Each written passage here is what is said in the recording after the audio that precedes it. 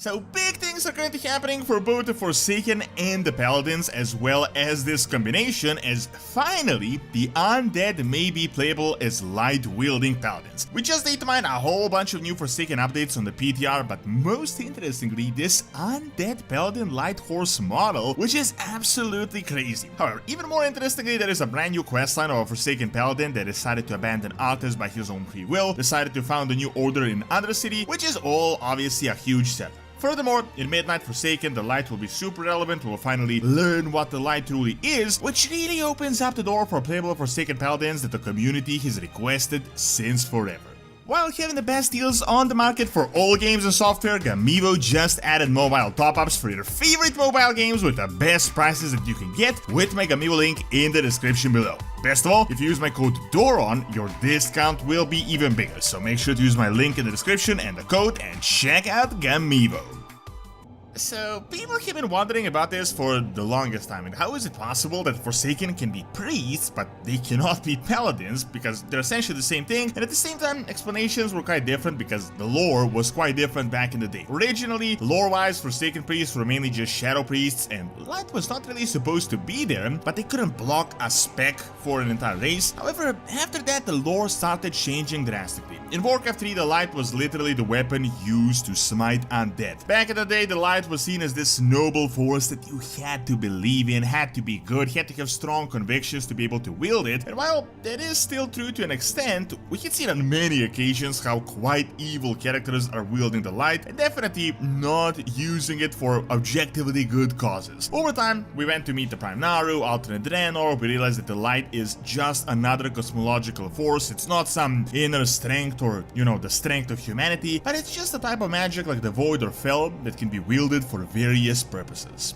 However, even back in the day, we did actually have other paladins. For example, the most notable one was Sir Zeliek, one of the 4 horsemen in Extremis, and this was a paladin that was so strong at his fate that despite being under Kel'Thuzad's mind control, he still kept his sanity and moral code, and he was something of an anomaly. However, looks like the legend of Sir Zeliek is not the anomaly we thought it was, as recently Blizzard created a new character and I would say quite seriously started setting up the introduction of a new class for the Forsaken. I'm not really sure how relevant this is anymore with the new management and everything, but you may remember that a few years back Blizzard told us they plan to remove all the race class restrictions, and they will do it eventually, but they'll have to shape the lore as they go. They actually already went halfway through this. You may remember all throughout Dragonflight, pretty much every update we started getting new race class combos. Then near the end of Dragonflight we got the entire Awakening of Tyr, the new Paladin Order, where we thought this was the ultimate confirmation that all races are going to get Paladins, but that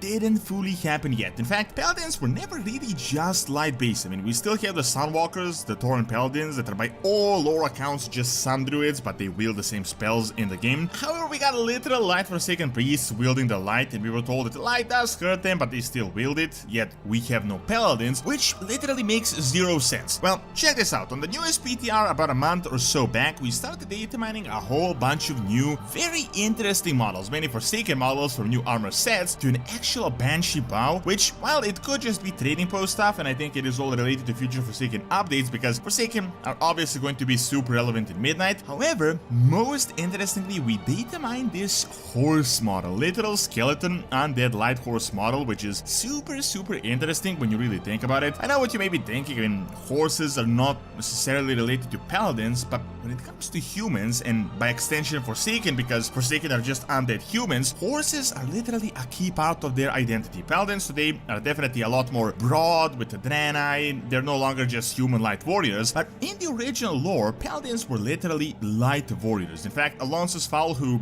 by the way is now Undead himself, is the guy that created the first Paladin order. During the Second War, he realized how priests can be very weak in combat. He decided to combine seasoned warriors with the intellect and the power of priests, and that is how we got the first notable Paladins like Uther, the Lightbringer. Now, if you may remember, all the way back in Warcraft 3, Paladins were on horses. Even Sir Zeliek I mentioned earlier was literally one of the 4 horsemen. So this Undead light model is a really big deal, and almost certainly a setup for for them to add this race class combo. It's a skeletal horse with light eyes, light hooves, and just light enhanced overall, but with armor that makes him super strongly paladin themed. Now, you may be thinking, just because we're getting a new horse model doesn't confirm that the next patch Forsaken will be playable as paladins, but that is actually just one of the hints that kind of coincides at the same time with other. The most important hint, and the reason I'm even making this video, is because we got a brand new questline in Season of Discovery of a Forsaken Paladin that sets up a Forsaken Paladin order in Undercity. Now, Season of Discovery is really a really weird, really confusing concept where we don't even know what is real anymore. Blizzard officially described it as completely canon lore. This is the main timeline. We're just seeing Classic from a different perspective. Like, these are some events that happened and characters that appeared while we were there that we didn't necessarily run into in our original run, but all of this is apparently canon. The only weird unexplained part yet is that they heavily seem to have retconned the origin of the Ashbringer and the Scarlet Crusade involvement with it, changing some significant lore, but we will see how that plays out in the end. On the other hand, we had gotten multiple scenarios with Zealotad appearing throughout Classic, which is obviously a setup for the current storyline. Much like this, we got a brand new character known as Sir Gregory Edmundson, known as Sage Truthbearer. So this guy was once one of the members of the Old Silver Hand, which is like most of the Silver Hand Paladins. They were slain by Arthas, they were turned into Death Knights. Specifically, Gregory was slain by Arthas himself in Anderhall. Now, the weird scenario here is that despite being able to free himself from Lich King's mind control, he actually chose to follow Arthas by his own free will, which is crazy. His logic was that this is the only possible path to defend Azeroth from even bigger threats. Now, in Season of Discovery, he finds his old friend Eonas. They destroy demonic orbs, a little bit of this Burning Legion stuff. He, however,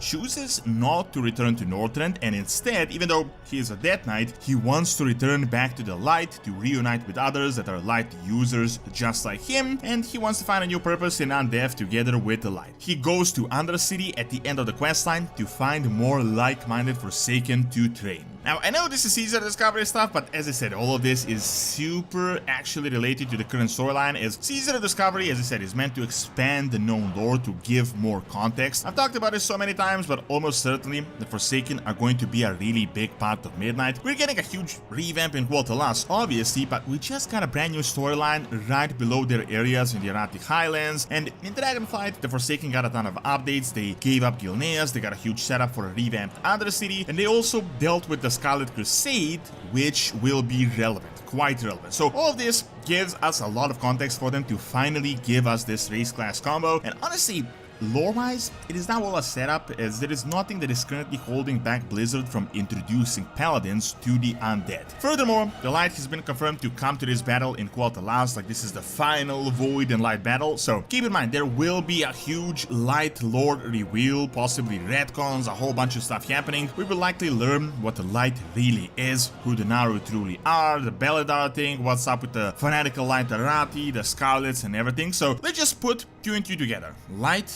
Undead horse models, new Undead Paladin questline, big Light storyline, big relevance for Undercity and the Forsaken, all in the span of a single year.